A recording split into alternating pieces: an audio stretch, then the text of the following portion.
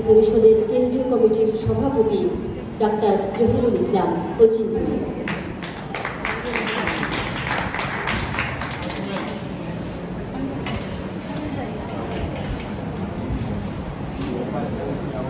আসসালামু আলাইকুম।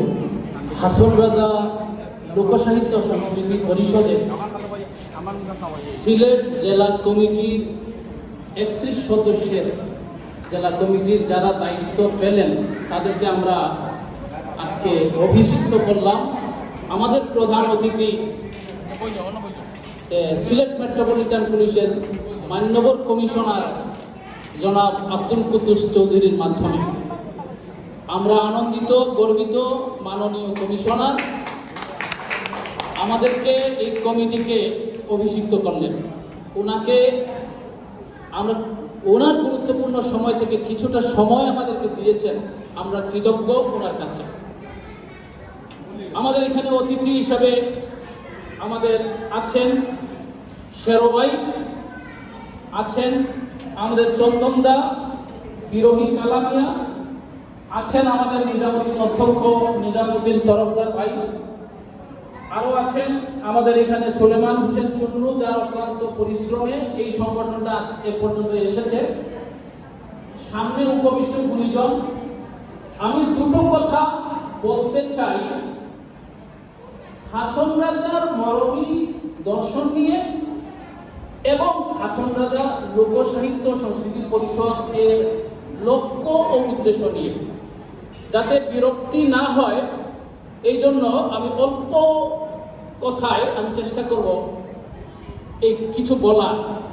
এটা শুধুমাত্র একটা সংগঠন নয়, যেভাবে আমরা সংগঠন বানাই, এটা একটা কাফেলা, যে কাফেলার মাধ্যমে একটা আদর্শ নিজেরা নিজেদের মধ্যে চর্চা করতে চায়।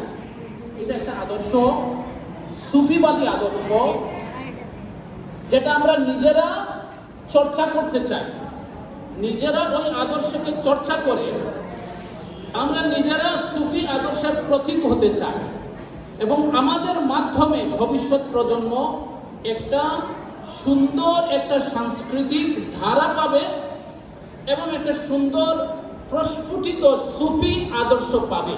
এই একটা মহতি উদ্দেশ্য নিয়ে আমাদের এই সংগঠন গঠিত হয়েছে এবং আমরা এটা নিয়ে কাজ করছি। একটু কল্পনা করুন তো, একজন জমিদার যার ছবি আমরা দেখেছি এখানে দেওয়াল, হাসন রাজা চৌধুরী, এই জমিদার তার আসনে বসে আছেন, পায়চারি করছেন, ভাবের ভিতরে উনি চলে গেছেন। একদিন তোর হইব রে মহল রে হাসন রাজা, একদিন তোর হইব রে মরণ।